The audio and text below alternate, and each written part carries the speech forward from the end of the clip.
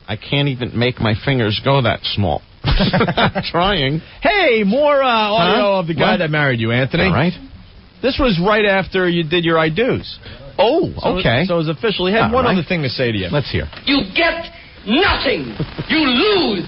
Good day, sir. And he walked out. I remember it as a handshake and a, good luck. But perhaps I'm just mistaken. Did he give you one of these? Gave you a little fist on the chin, kind of. Take that with you. You're a good egg chin You're a tap. good egg. Hold on. So you bought the ring at Penn Station. Penn Station. Okay. Yeah. Like right before I had to go up there. I had put it off as long as I could. But for some reason, I did it. And I went up, and that was it. Whew. You're romantic. Hopeless. Yeah. I mean, I'm sure that there's two sides to every story, but as a chick, you don't want to hear that your guy just bought a ring in a train station. I'm not saying that, she's But this blameless, is all now coming back to me in a way that I'm looking at it like, oh, my God. I'm kind of seeing where I was at that point. I was a confused young man trying to, I don't know, just doing anything. Like, my life was getting up, going to a job I hated, going to the bar, going home. That was it. So I'm figuring, all right, I'll throw marriage into the mix. Maybe it'll spice things up. Who changed your life? Who changed my life? It was a wonderful guy named Brother Joe that sent a tape into Opie. You scared? You scumbag. Wow, that really is one to hold over someone's head. Oh, my God. Hey, F you, Penn Station. All right, good. Yeah, you're buying your ring at Penn Station. And then you drove all the way up to Massachusetts, and then you asked. I went up to Massachusetts. So that must have been nice. You probably, I don't know, went to dinner or something? No, it was in the mother-in-law's living room. They were having a family Christmas party over there. And let me tell you something. Oh, boy. Wow. Hey, I just wanted a simple answer. Oh, my yes God. Or no would have been fine. They could pound him down, man. Let me tell you. The first thing I did. Okay, here it is. The first thing I did. Oh, I didn't take the train up there. I had got the ring there, but for some reason I was going back out to Long Island to get my car. So I bought the ring. My car was a Volkswagen Beetle cut up and fiberglassed into a Baja Bug. Did you ever see these off-road vehicles with the engine exposed? Yeah. And the fiberglass front? It's almost like a combination dune buggy Volkswagen. Those rock if you're in California. Yeah, I know. Well, I had to drive that. With a net. I had to drive that up to Massachusetts in the middle of the winter with no heat. So I had blankets. I was wrapped up in blankets as I'm driving because I was freezing cold with the ring in your blue head. I was freezing. So I finally get up there. 4 hours of freezing cold wind blowing through, because when you cut up into a Baja Bug, you take a lot of the front bulkhead off of the Volkswagen, and through the speaker holes, icy cold air is blowing through the speedometer. Like, I felt freezing. So I'm wrapped in a blanket driving up there with my $300 Penn Station wedding ring, ready to pop the question. Your ring cost $300. It was a $300 ring. You were really stung. I was horrible. How many times? I was in hell. I was in hell. Oh. The first thing I did, I pull up. Now, the whole family's there. And this is the first time they're meeting me. This is the first time the family is even meeting me. And I'm ready to pop this question. I'm freezing cold. I have the Link from the Mod Squad afro hairdo going. And I'm pulling up in a Volkswagen. I'm the prince, ready to sweep your little girl off her feet. Here he comes, the knight in shining armor. I go upstairs. The first thing I do is, you got Captain Morgan? Swear to God, I downed 3 Captain Morgans with splashes of Coke in it. Whoosh, whoosh, in huge water glasses.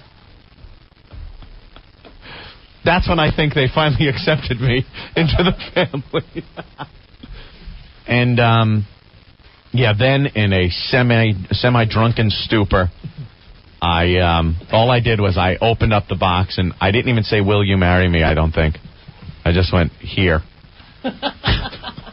As I remember it. I think I said, "Here." And everybody was like, "Oh, hey!" Yeah. Penn Station.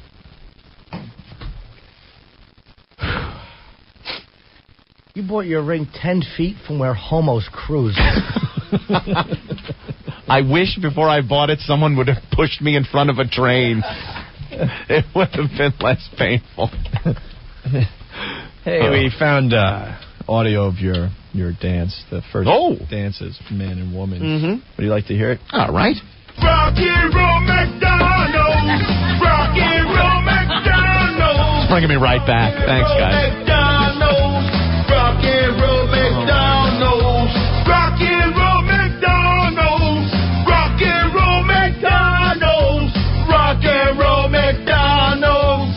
Rock and roll McDonald's. And dip. That guy's great. Wow. Yeah, that was fun. Oh. I enjoyed that. That was good radio. Woo. Okay. Pluto from Penn Station. He goes, "Here, you poet. How could she resist?"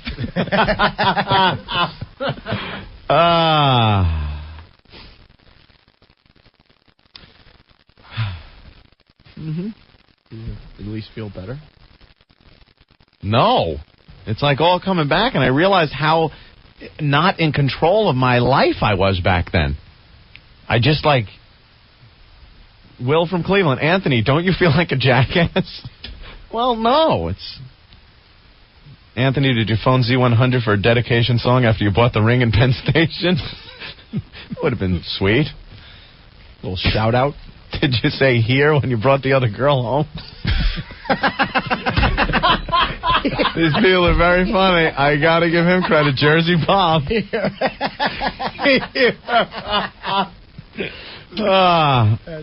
funny. All right. Oh, you really were an ass. I know. What can I say? I was an ass. I had no control over my own life, and I went many years doing that, just kind of falling into a rut, and instead of, getting out of it, I would just go along and see where it was going to end up. But how do you get out of it? That's the tough thing. That's what you finally get something in life that is cool and good, and it gives you a little more incentive to either keep it or further yourself in the field or with somebody or anything else. Like when you're in a rut like that, I wasn't happy the situation I was in, but I wasn't completely miserable. I just was there. I was totally just existing. I was existing. Hey, Travis, what's up? O&A. Hey. What's up, little Jimmy? Hi, Travis. Hi. Ant, I wanted to ask you. Phone number. Yeah. When you and Joe Pesci were driving to pick up the wedding cake in your air conditioning van, were you planning your bets for the horses, or were you thinking about your new wife? Oh, my God. That is so true. I called him a fat bastard. Hey, you're going to check my oil? Hey, I got to tell you, You guys suck. All right, Travis. Yeah. I think I did pick up the wedding cake in the Apollo air conditioning van. I remember it kind of sitting there. That's kind of nice. You had a wedding cake? That's cool. Yeah. Okay, well, you want a break now? Oh, look at the time. Time flies when you're in therapy. Yeah, it's Tuesday afternoon now. Is it? Here.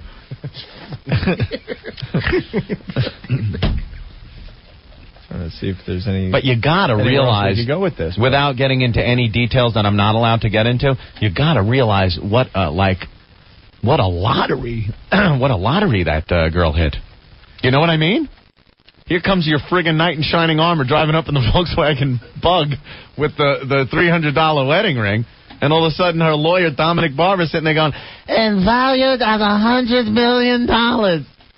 The more I listen to this, the more I see their point. Penn Station, backyard, no air conditioning in the VW, and a blanket. Here's your ring. Can I have a Captain Morgan?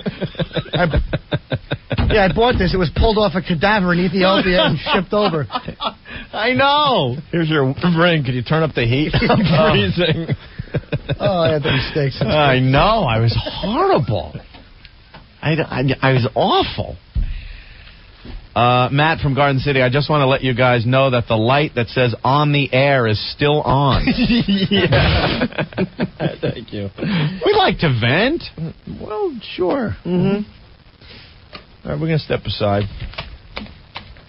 Yeah. I think we got as much as we can out of that one. All right.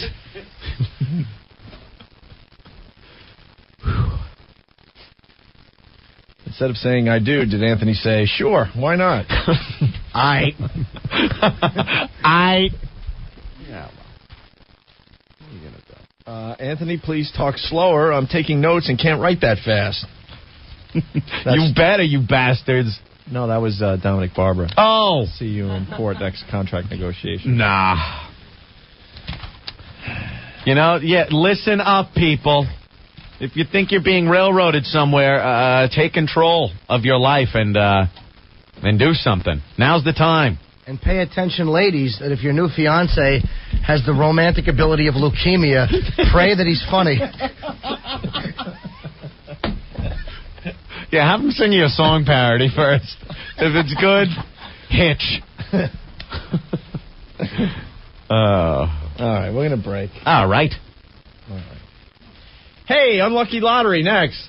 No, that's what we just I know. did. This wasn't the Unlucky Lottery segment. Sorry about that. One guy wrote on the instant feedback, man, what the F with all the commercials? I could have been married and divorced during that time.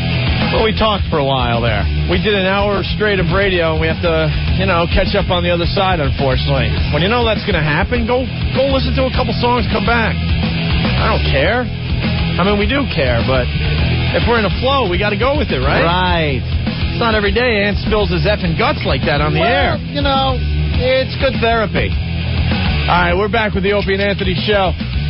Some girl drove all the way from Philly, some really hot 20-year-old blonde, to get her pictures done by Rick. Mr. Rick. She didn't have confidence in WISP and their photographer.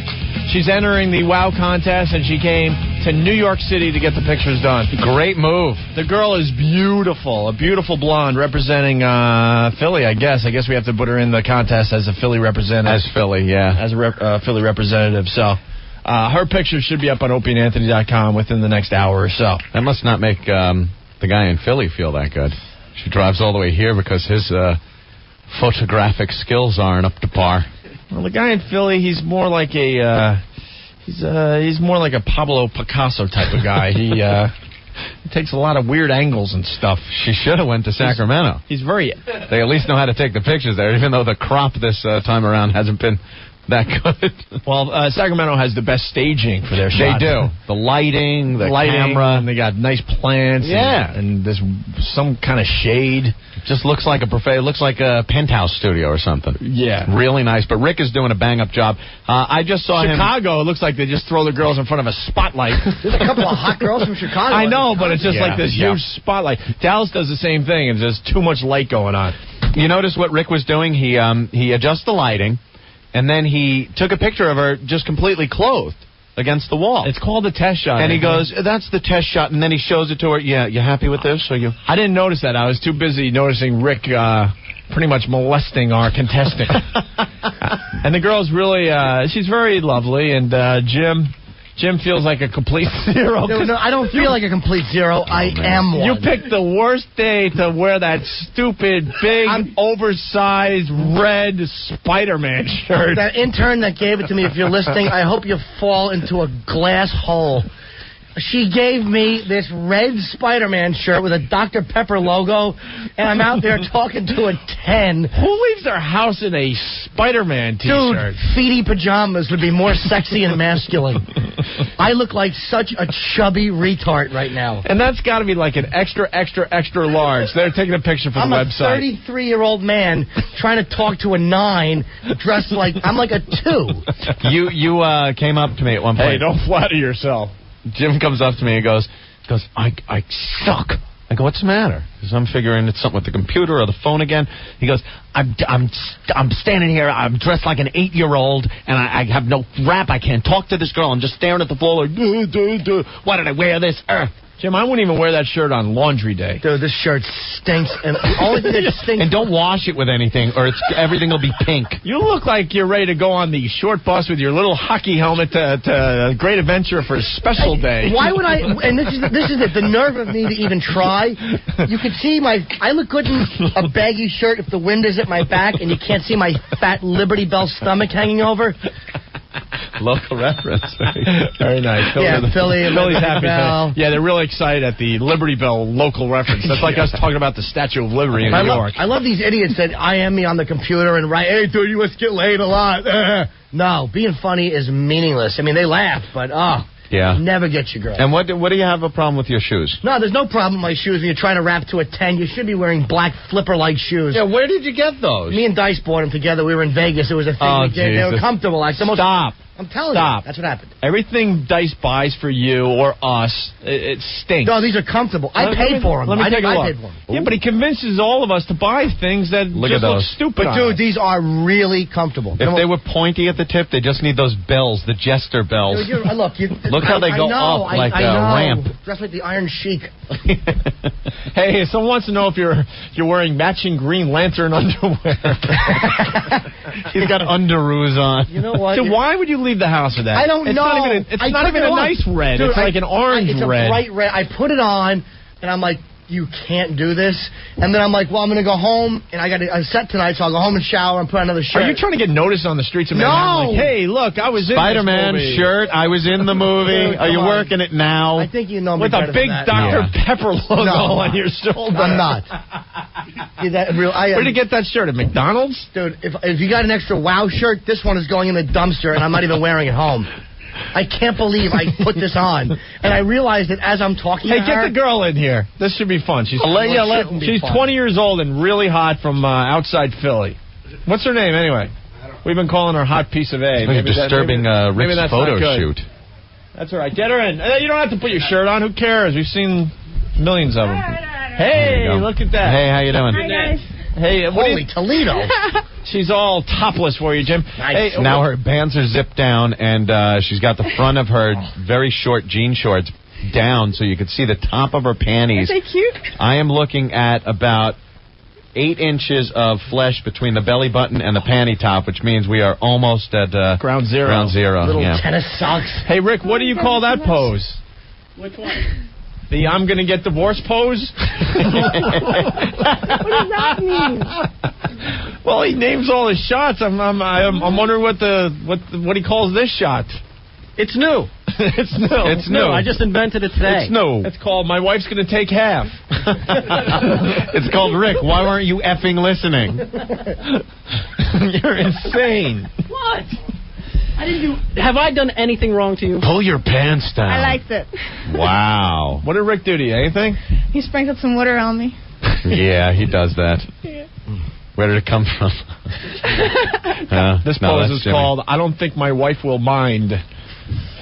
Anyway, Jim Norton, do you like him in his little Spider-Man shirt there? How awful is his shirt? Be honest. Well, it's almost as bad as the movie. I didn't see the film. Oh, gee, he was in that movie. All right, can I tell you what's going on, hot naked girl? What's your name, by the way? Jeanette. Jeanette. Jim really wants to just talk to you. Nothing crazy, but he's feeling like a big zero because of... Hold on. Look at the picture of Jim in his shirt that's going to go up on the site. It is the worst picture I've ever seen of you. It is the worst picture I've ever seen of you. You look retarded in this picture. Gee, you think? Either that or you just made it through chemo. Look at this picture, Jim. Look how awful you look. Let me see. That is bad. He might slit his wrist. That is bad. Look at that picture. Oh, she did a little giggle at you. You know what you should do? Put that on Foundry It's and let just a shirt. every girl I ever talked into banging me should see that and put a bullet in their head. Every girl I ever tricked into dropping her drawers. Hey, What a fat pig I look like. so hot piece of A. What do you think of Jim in this shirt, really? Really, I don't like the shirt. Thank you. You shouldn't.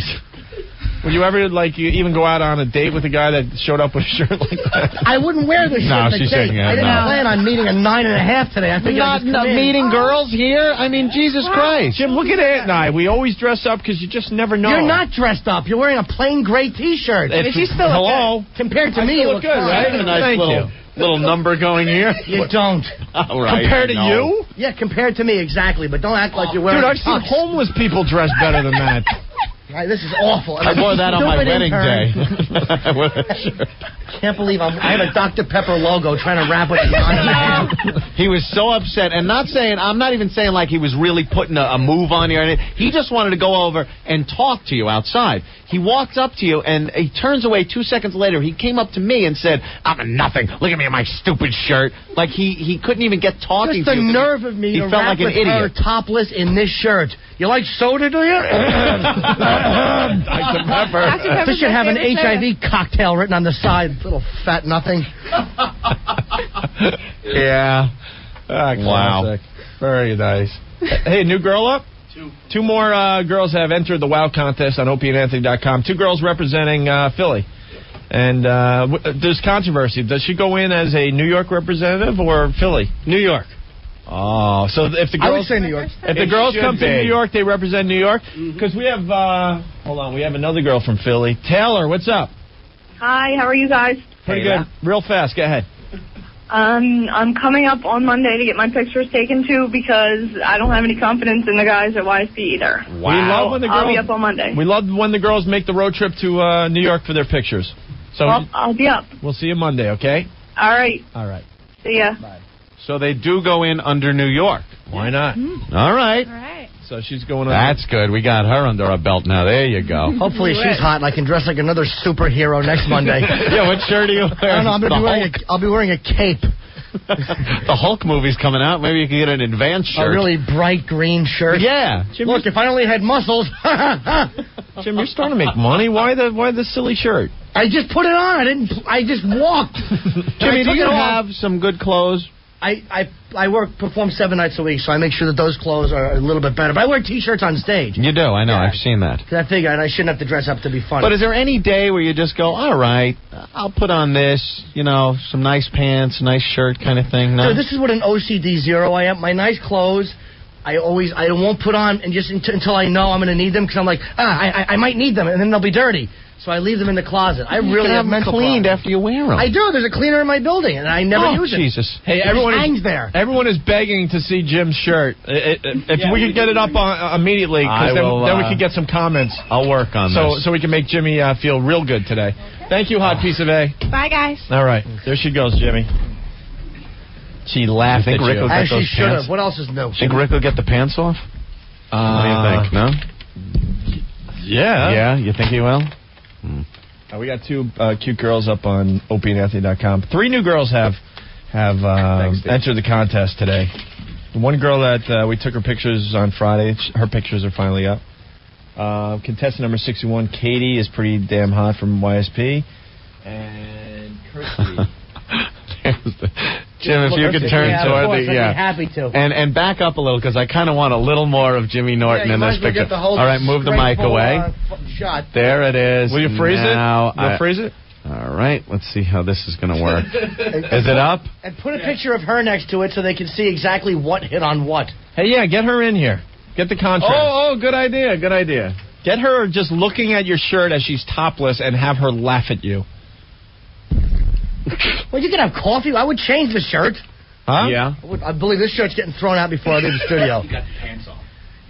Hey, He did. She has just panties on now, Holy Jim. cow. Hey, could you get next to Jim dressed like that? We want a contrast. Yeah, just go to Jimmy. As red as his shirt is. Now I want you to kind of look at him and just laugh.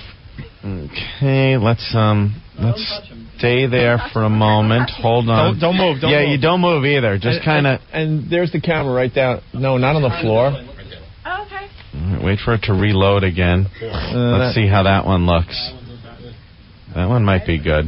Let me see. It's which one you got? Kind of good. Which one you got? I got the one. She's showing one boob, kind of the side waving. Oh, that one. Yeah, that's good. Okay, we'll stop it there then. Oh, damn it! It might have snapped another one.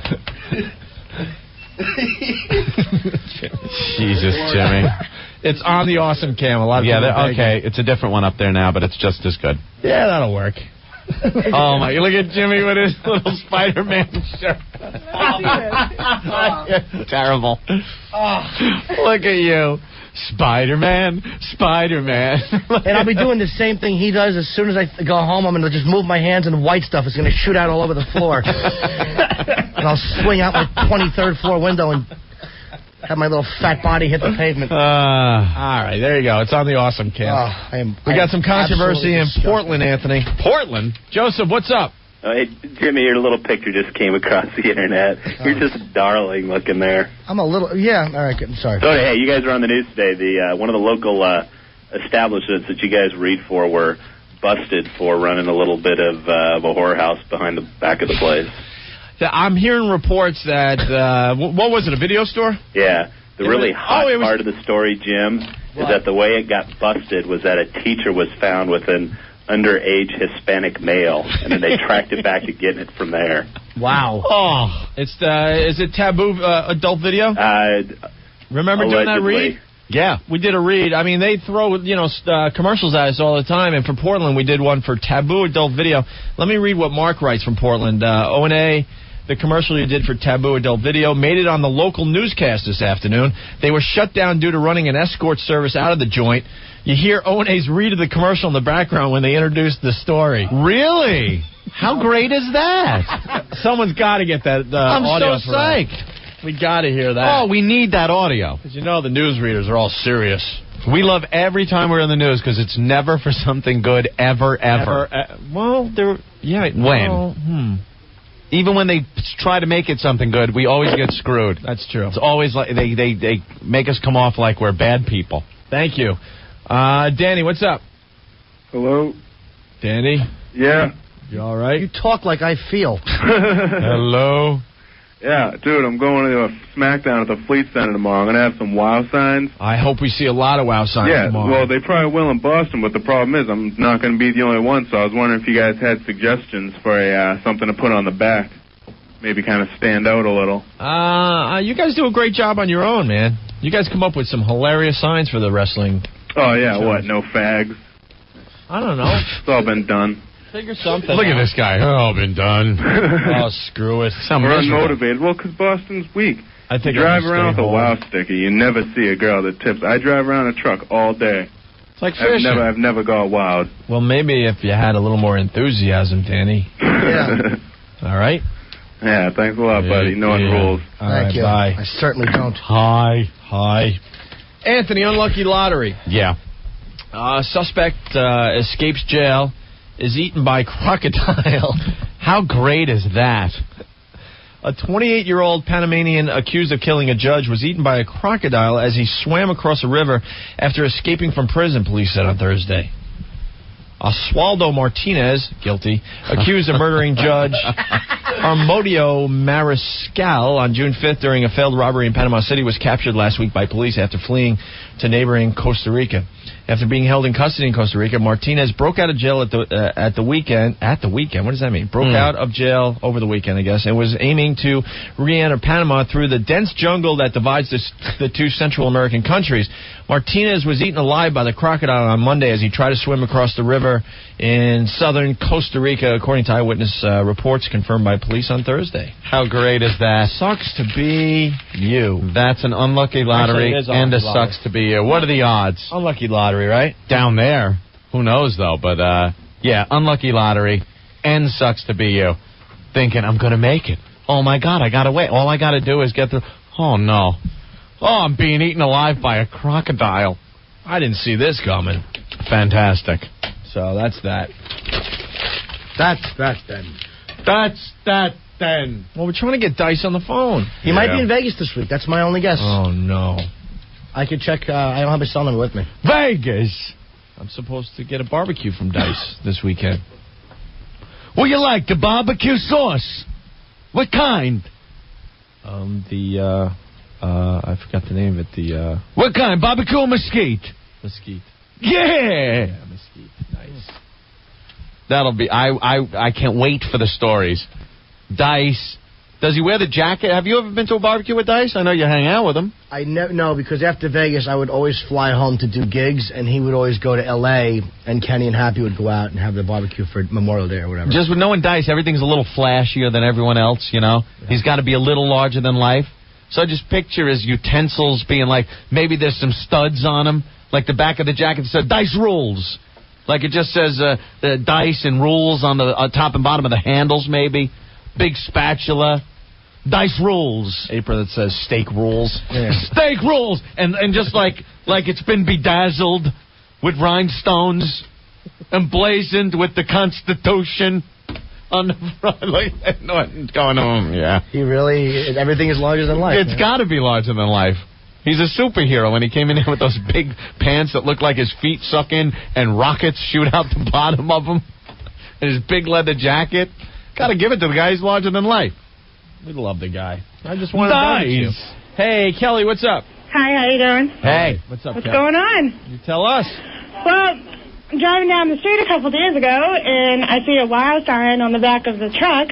So, I figure, why not? I'm a big fan, so I'll wow him. It's my dad and his friend that I just wowed. Oh, you wowed your father? I did. I wowed my father. Your father had the wow sticker. Huh? Well, didn't you recognize his car? It wasn't his car, it was his friend's. Oh. He was in the passenger seat. Oh, that's great. Friend must have loved it. Imagine that. Loved it. See your friend's daughter's cans as you're driving down the road. Yeah, it's pretty embarrassing. Turn it off. See what you guys are doing to us? What did he say to you? I haven't talked to him since. I don't live with him, so he's pretty embarrassed. He won't even call me. How old are you? 22. Yeah, still daddy's little girl. Yep. Yeah. He's flipping through the photo album right now, really whacking his bag. All right, I just wanted to tell you guys that. Thank you, Kelly. Bye. Oh, Cal? That's a great wow. By the way, no fake O today and no 6 o'clock queef. Come on. The girls have let us down. We're losing two of our best features. Benchmarks, they call them, Opie. Benchmarks. It's a benchmark bit. How'd you learn about benchmarks? You taught me. I learned it from you, okay? Tiffany. I learned it from you. I'm just messing with you today. What's up, Tiffany? Hello? Tiffany! Hey, guys. Yeah. What's up? What's up? Oh, nothing. You guys are, complaining a couple days ago about how no one was calling in to do the 6 o'clock queef or anything anymore, so I thought I'd call in to help you out, Tiffany? Well, yeah. Your name? That's not my real name, duh. Oh, what? You're going to do the 6 o'clock queef? Yeah, why not? You're complaining you haven't got anyone to do it for a while. I thought I'd help you out, Well, hey, I think we're going to pass what's the problem today. here? We like when girls do it. Well, the ungrateful C's aren't helping you guys out, so I thought I'd give you a hand here. Hey, Tiff, did you enter the WOW contest from Philly? No. Tiff. Thanks, Tiff. Yeah, thank you, Tiff. It was horrible. All right. It's true. Dice is playing Vegas this weekend. Yeah. Oh, he is? Well, when will he fly out? I don't know. He might be there already. Oh. He's a legend, and he likes big things and big cities. I'm not getting my barbecue. Go to Vegas. Huddy. Flight over. It's an hour. Oh, man, wouldn't that be great? What's up, Huddy? Yeah. Yeah, what do you want, man? I'm in a range right now. You guys want to hear some shooting? You're at the range? I'm at the range. Where at? We like it better when it's out your back door, but... Range is cool, though. Right. Yeah, what do you kind got? of difficult doing that in the city, though. What do you got today? I'm on the range right now. You want to hear some shooting? Yeah, but what do you got? What weapon? What do you want, 45, 9, 40? Let me hear the 45. You want to hear the 45? Yeah. Hold on a second. All right, ready to go? Yeah. We're going to do 1 or 2 regulars and then a couple of rapid fires. All right. All right? Let's go for it. I got to get my ears on. Hold on a second. Racking up. Ready? Go for it.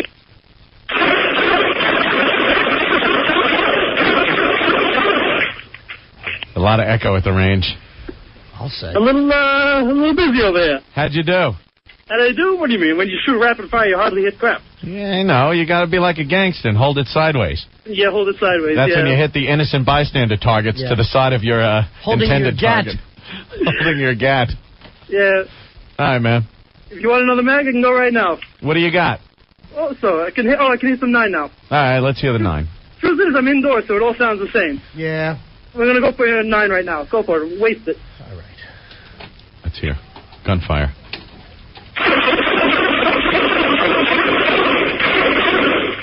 Wow. Yeah, I like that. Very nice. Anybody else wet? Good job, Huddy. Thank you, guys. All right, we got a lot of controversy. The people from Philly very pissed off at us. Jim, why? Jim, what's up? Jim. Yeah. Go real fast. Hey, man, this girl should be from Philly, not from New York, man. We're hurting here. We need everything we can get from Philly. You guys are hurting there.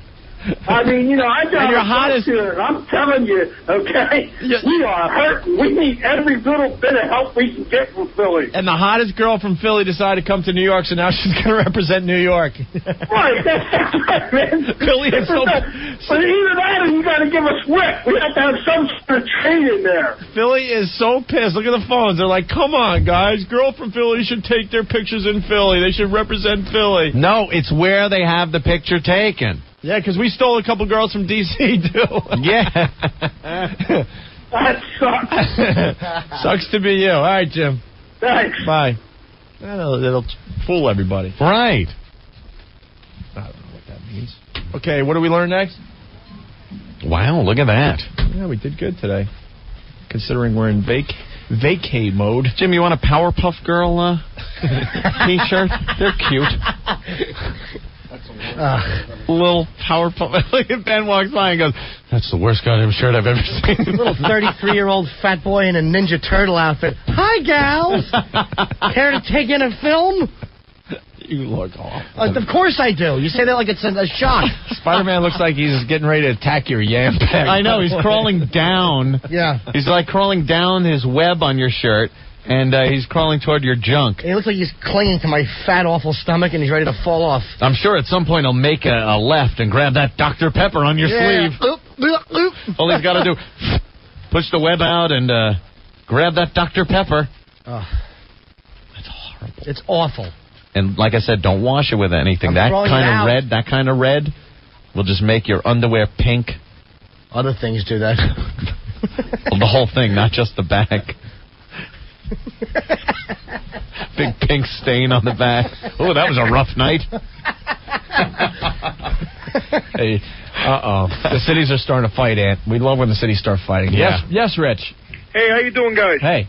Listen, you think Philly now knows how the Red Sox feel about New York taking the best talent away? Oh, gee. See? Later, guys. Very nice. But yeah, we're taking everyone else's talent. Who's running this contest? George Steinbrenner? You need those people. It's time to play What Did We Learn on the Opie and Anthony Show today.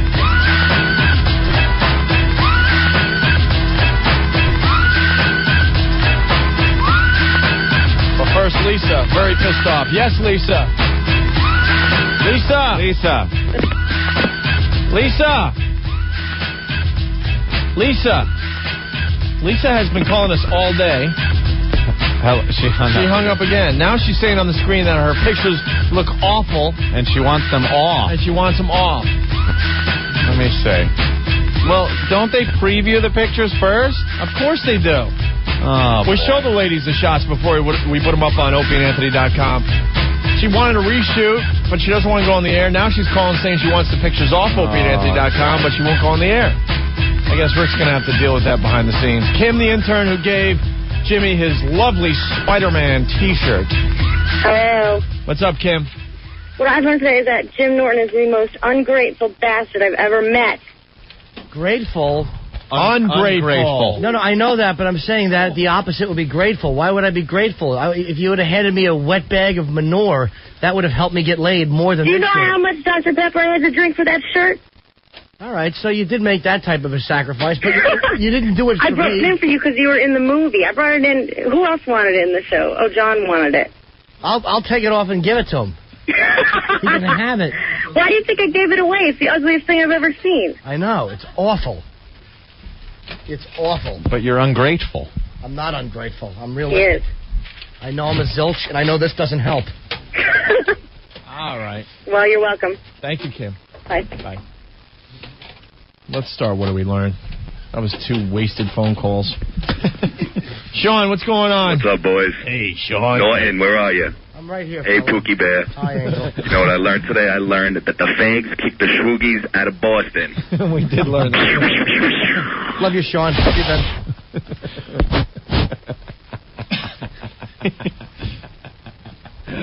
There's some great What Do We Learn today. Hey, Bobby Big Rigger, what's going on? What's going on, old pants? Hey. Sweet cheeks over there. Hey, I learned that money can't buy you love, but in Anthony's case, it only cost him $300. That's... Hey! There's something you don't hear every day. Oh, my God. Jerry, what's going on? How you doing, guys? Good. Today I learned faggots are the best deterrent for crime activity and gang wars. Love you, Norton. See you, buddy. Love you, too. What a love fest. Yeah, Oh, my everybody, God. every guy loves me because I represent what they know, we all feel. That's it. Idiotic. What? What? Do you understand what I mean? I didn't clarify that, but that's why guys like me, because I am the same zero they are. And they all know wear it. shirts like that? No, but it doesn't have to be. Todd, what's going on? Yo, what's up, boys? Hey.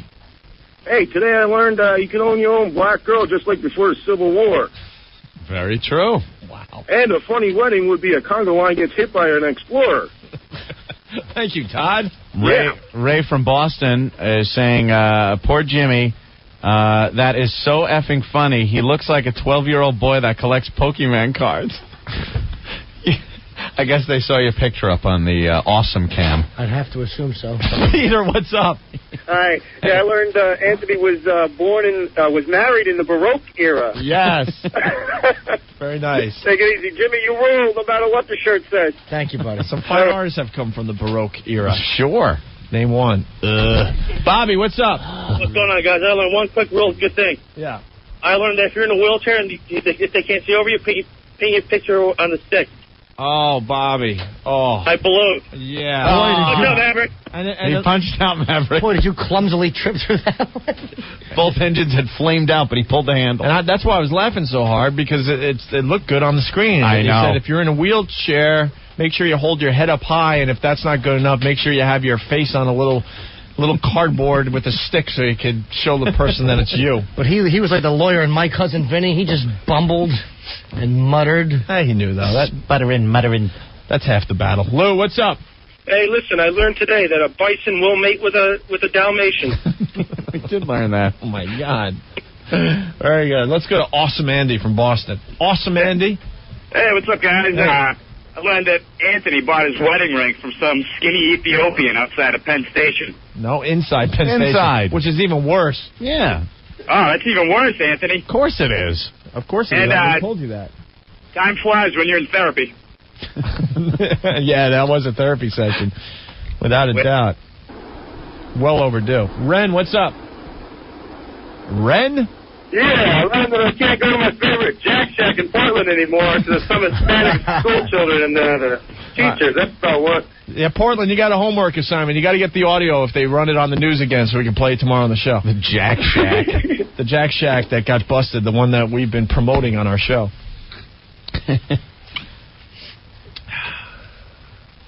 Oh, man, there were some good ones, but they're all like... We didn't even get to do the Imus on Larry King thing, by the way. It's a teaser. John, what's up? Damn. Hey, guys, what's up? I learned today when I break out of prison in South America, make sure I have a getaway boat. Yeah, don't try to walk it. All right, you guys suck. Have a good one. All right. Oh, man. Dying here. You're like finishing strong. Got anything over there, Ed? I'm scanning. Well, Mr. Blonde learned it's not rape if there's a ring on the finger. And he also learned sea-doos don't solve marriage problems. No. But they're a lot of fun. Almac from Clifton. Today I learned that Anthony's wedding was one step above a spicnic. Flaming Arrow from Staten Island. See, we should have went right to the instant feedback. Yep. Today I learned that it only takes one. I learned a 30-year-old man wearing a Spider-Man T-shirt looks stupid. That's Tiffany in Reading. He's right. When you step off the curb, you've gone too far. Thank you, Sheep Lover. Yeah, we gave out this. It was wrong before. Hardcore will be on Encore July 9th at 2:10 a.m. So set the TiVo or VCR. Sucks to be you, Rich Voss. Unlucky lottery, Voss's parents. That's from Gizmo. It's not even here. Poor Voss, man. That gotta get bashed.